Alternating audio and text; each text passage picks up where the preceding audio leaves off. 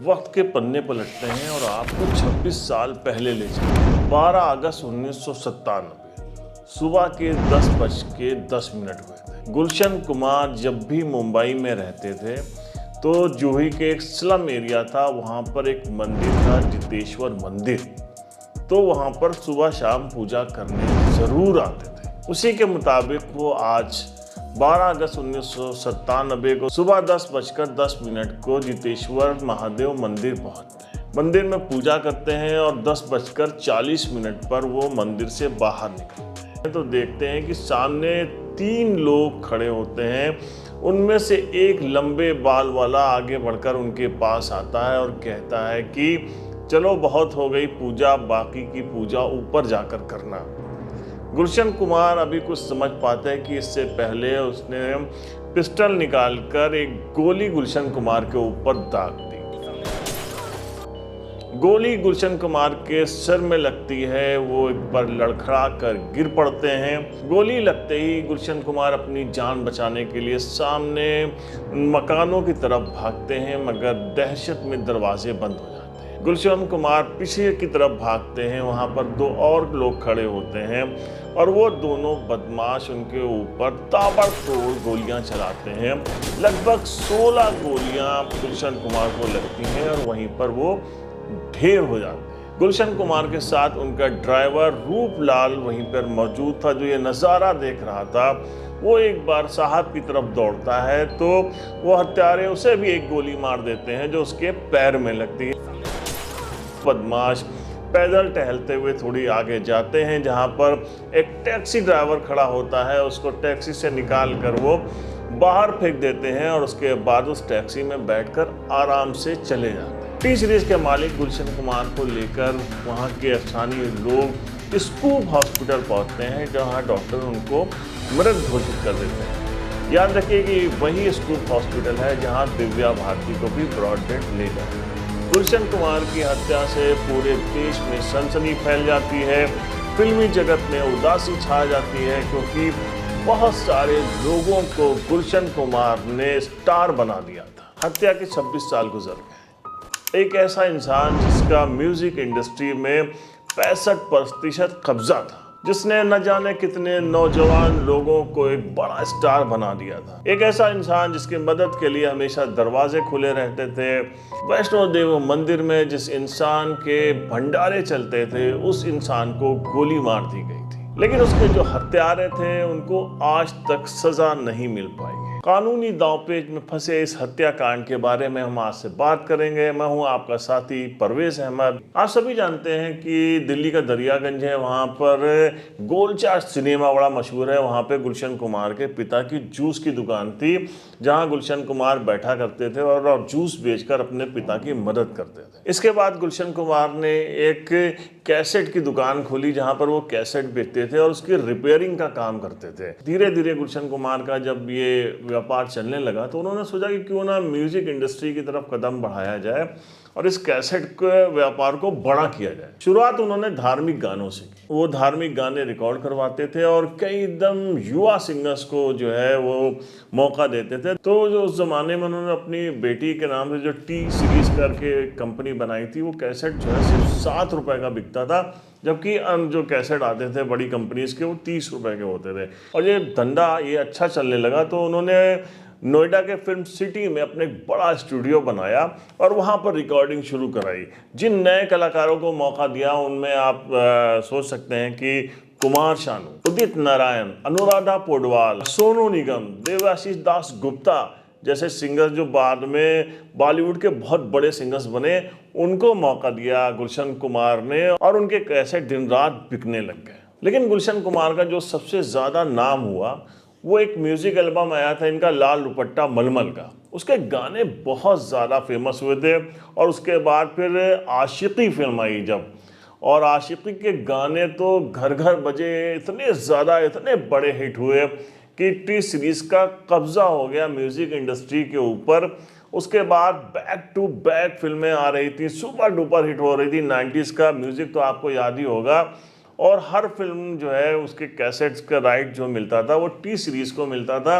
65% कब्जा हो गया था टी सीरीज का। आशिकी का म्यूजिक देखकर नदीम श्रवण की जोड़ी भी सुपर हिट हो चुकी थी। इसके बाद नदीम श्रवण की जोड़ी ने बरसात, दामिनी, दीवाना, धड़कन, दिल है कि मानता नहीं, साजन, सड़क जैसी न जाने कितनी फिल्मों का संगीत दिया और नदीम श्रवण जो है सबसे टॉप म्यूजिक डायरेक्टर बन गए। विवाद यहीं से शुरू होता है। दरअसल गुलशन कुमार को एक जिद थी कि वो स्टार के साथ कम काम करेंगे और नए कलाकारों के साथ ज़्यादा काम करेंगे। नदीम श्रवण भी स्थापित हो चुके थे, बड़े म्यूजिक डायरेक्टर हो चुके थे, तो नदीम को शौक हो गया कि वो भी गाना गाएंगे और उनकी म्यूजिक एल्बम निकलेंगी।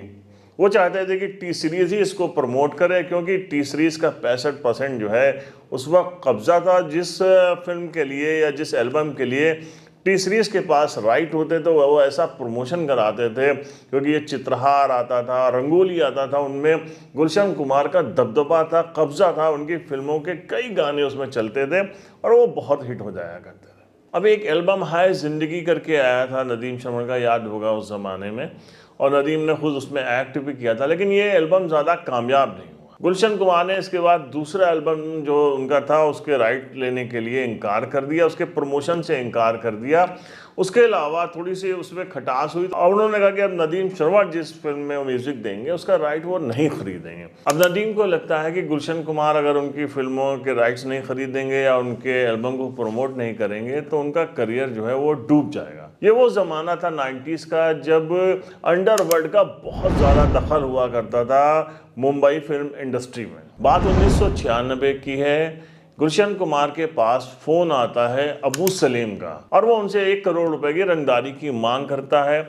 सुना जाता है कि गुलशन कुमार ने उस वक्त 1 करोड़ रुपए दे दिया था कि चलो इन लोगों से पंगा कौन करे और बात ख़त्म हो गई। अब 5 अगस्त 1997 को लगभग 1 साल के बाद अबू सलीम जो है वो दोबारा फ़ोन करता है दुबई से गुलशन कुमार के पास और कहता है कि हमको इस बार तुमसे 10 करोड़ रुपए चाहिए। गुलशन कुमार को ये बात बहुत ख़राब लगती है और वो कहते हैं कि वो पहले पैसे दे चुके हैं और इतने पैसे अब वो नहीं दे पाएंगे, जिसके बाद उनको धमकी दी जाती है। अब गुलशन कुमार परेशान हो जाते हैं और वो अपने भाई किशन कुमार को बुलाते हैं और उनसे घटना के बारे में बताते हैं। किशन कुमार उनसे कहते हैं कि आप फ़ौरन पुलिस प्रोटेक्शन ले लीजिए, लेकिन गुलशन कुमार कहते हैं कि ये अंडरवर्ल्ड के लोग हैं, अगर हम पुलिस के पास जाएंगे तो इनसे सीधे तौर पे पंगा हो जाएगा और मैं ऐसा नहीं चाहता। 5 अगस्त 1997 को शाम 5 बजे दोबारा अबू सलीम उनको फ़ोन करता है और कहता है कि तुम हमको हल्के में ले रहे हो, तुम पुलिस के पास भी नहीं गए हो,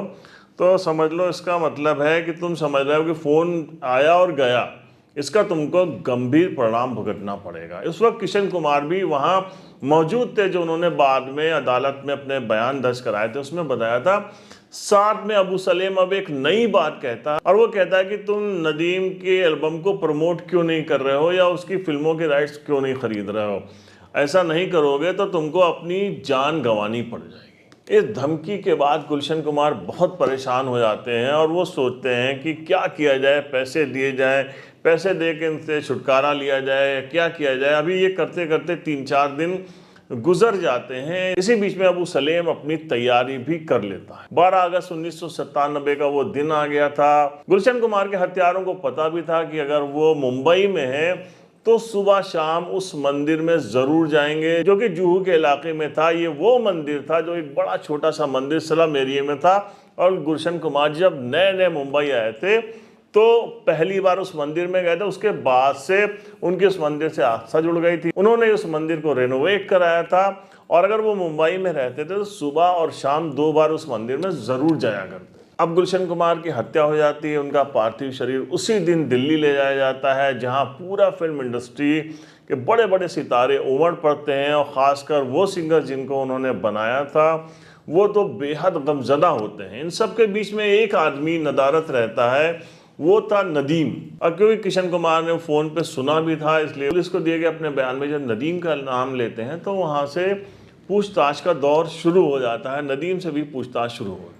इसी बीच जावेद और रफ़ीक नाम के 2 अंडरवर्ल्ड के गुर्गे पकड़े जाते हैं और उन्हीं के आधार पर इस हत्या का जो मेन शूटर था दाऊद मर्चेंट, जो कि दाऊद इब्राहिम में जो भाई था अनीस इब्राहिम और अबू सलेम, उनका ख़ास शूटर हुआ करता था मुंबई में, दाऊद मर्चेंट पुलिस को बताता है कि मई 1997 में दुबई में वहाँ पे अनीस इब्राहिम उसके ऑफिस में जो है ये प्लानिंग हुई थी, जहाँ अबू सलेम मौजूद था कि गुलशन कुमार की हत्या करा दी जाएगी, क्योंकि वो उनको हल्के में ले रहा था, वो मान नहीं रहा था।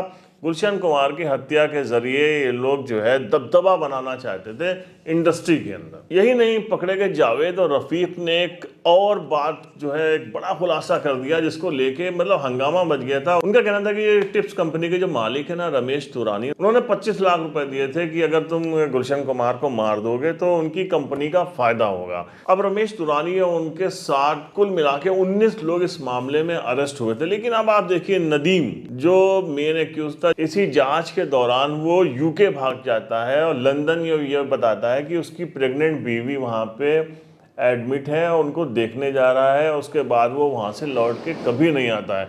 मुंबई पुलिस बार बार कहती रहती है कि नहीं वो आ जाएगा, वो बता के गया है, वो जांच में सहयोग कर रहा है, लेकिन नदीम उसके बाद कभी नहीं आते हैं और वो फिर ब्रिटिश नागरिकता ले लेते हैं। और ब्रिटिश नागरिकता लेने के बाद वो दुबई में अपना बिजनेस शुरू करते हैं, जहां आज भी उनका परफ्यूम का बड़ा बिजनेस है। नदीम वो बिजनेस कर रहे हैं। इस मामले में ना उनकी गिरफ्तारी हुई, ना नदीम कभी फिर लौट के आए। अब अबू सलेम को गिरफ्तार किया जाता है पोर्टुगल से, लेकिन इस मामले में उनको एक्यूज तो हैं, इस मामले में अभियुक्त हैं 120 के, लेकिन अबू सलेम पे इस मामले में कभी उनकी हाजिरी इसलिए नहीं होती है कि जब उनको भारत लाया गया था पोर्टुगल से तो संधि हुई थी, तो जो मामले और जो मुकदमों में उनको लाया गया था उसके अतिरिक्त कोई और मुकदमा उनके ऊपर नहीं चला जाएगा, ये भारत सरकार की तरफ से आश्वासन दिया गया था।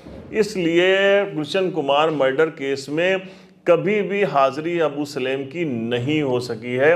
हर बार उनको एब्सेंट दिखाया जाता है और कहा जाता है कि अबू सलेम नहीं मिल रहा है, जबकि अबू सलेम मुंबई के ही जेल में सदा काट रहा है। तो इस तरीके से गुलशन कुमार हत्याकांड में आज तक सिर्फ दाऊद मर्चेंट को उम्र कैद की सजा हुई है। बाकी सारे जो 18 लोग और पकड़े गए थे, उन सबको संदेह के आधार पर बरी कर दिया गया था। किसी के ऊपर मुकदमा नहीं चल रहा है। अबू सलेम के ऊपर मुकदमा चल नहीं सकता, नदीम पकड़ के कभी आए नहीं। तो अंत में फिर यही कि गुलशन कुमार, जिन्होंने बहुत से लोगों का करियर बनाया, जिन्होंने बहुत से परोपकारी काम किए, उनका एक दुखद अंत हुआ, वो चले गए। लेकिन उनकी जो मर्डर मिस्ट्री थी वो कानूनी दांवपेच में उलझी हुई रही और उनके हत्यारों को सजा तक नहीं मिली, जिन्होंने उनके पूरे करियर को ख़त्म किया, उनकी हत्या कराई, वो आज भी इस मामले में बरी है। तो कैसी लगी हमारी ये स्टोरी? अगर आपको पसंद आई हो तो हमारे चैनल को सब्सक्राइब करिए। मिलते हैं नेक्स्ट एपिसोड में एक नई कहानी के साथ। तब तक के लिए जय हिंद।